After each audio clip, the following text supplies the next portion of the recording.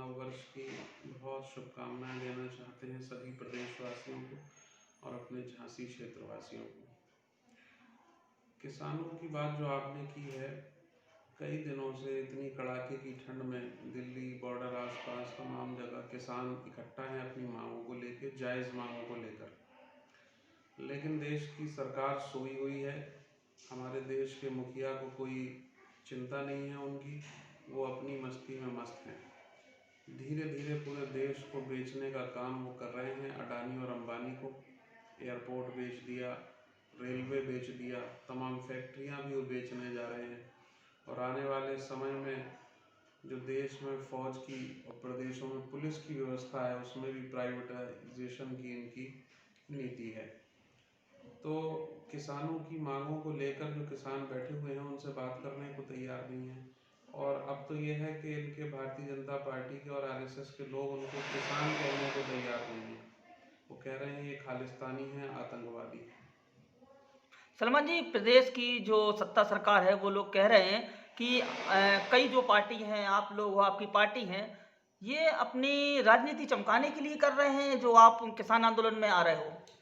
देखिए, किसान आंदोलन में जितने भी लोग हैं वहाँ पर मौजूद, मीडिया के लोग भी वहाँ मौजूद हैं और आप जाकर भी देख सकते हैं, किसी भी पार्टी का कोई कार्यकर्ता वहाँ नहीं है। वो सारे लोग किसान हैं, उनकी ज़मीनें हैं, उनकी फसल है। वो अपने मासूम छोटे छोटे बच्चों को लेकर बूढ़े बुजुर्ग तमाम लोग वहाँ बैठे हुए हैं। ये तो भाजपा की साजिशन राजनीति हमेशा से रही है।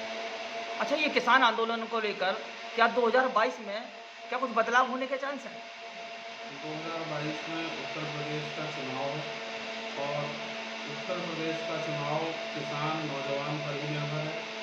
तो यहाँ तक अभी तक जो चल रहा है उसको देखते हुए ये हम पूरी तरह मान रहे हैं कि भारतीय जनता पार्टी हर मोर्चे पर विफल है और किसान नौजवान ही इसको यहाँ से उखाड़ फेंकने का काम करेगा। अच्छा, झांसी की बात करें तो झांसी के अंदर भी किसान आंदोलन निरंतर जारी है।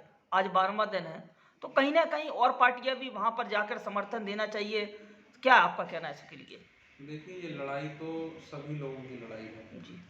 और भारतीय जनता पार्टी, आरएसएस, प्रधानमंत्री जी ये तानाशाह पूर्ण रवैया अपना रहे हैं। इससे निपटने के लिए हम चाहते हैं कि सभी लोगों को मिलजुल कर इस लड़ाई को लड़ना चाहिए, अन्यथा ये पूरा देश बेच देंगे। संविधान भी खतरे में है, संविधान को ताक में रख के ये काम कर रहे हैं। तो सब लोगों को मिलकर इस लड़ाई को लड़ना चाहिए। अच्छा, गाय की बात करें, जिस तरीके से गाय के अंदर हत्या हो रही है, आपने देखा होगा बबीना के पास जो गांव है जहाँ पे कई गायों को दबाया गया है ना, मारी गई हैं, तो उसमें क्या है आपका? गाय के नाम पे राजनीति भाजपा की शुरू से ही रही है, जब से भारतीय जनता पार्टी वजूद में आई है। और उत्तर प्रदेश में जब से योगी आदित्यनाथ जी की सरकार बनी है, तब से करोड़ों गायों की हत्याएं भी हुई हैं, एक्सीडेंट हुआ है, मौतें हुई हैं। झूठी राजनीति ये लोग करते हैं गाय माता के नाम पर। अभी जो गौशालाएं बनाई गई प्रदेश में, अगर आप देखेंगे तो अरबों रुपए का घोटाला उन गौशालाओं में किया गया है, लेकिन गाय अभी भी लावारिस हालत में सड़कों पे, रोड पे, हाईवे पे घूम रही हैं। दुर्घटनाएं होती हैं, पूरे पूरे परिवार खत्म हो गए गाय और उसकी दुर्घटना में। तो प्रदेश की सरकार ढोंग रचने का काम कर रही है। अच्छा, आपको जानकारी हो परिवहन विभाग भी निजीकरण कर दिया गया, कल झांसी के अंदर बहुत बड़ा अनशन हुआ, इसके बारे में क्या कहना है आपको? देखिए, परिवहन विभाग ही नहीं, सारे विभागों का निजीकरण होने जा रहा है। वजह क्या है कि ये जो भाजपा की सरकार है ये दलित और पिछड़ों की विरोधी है।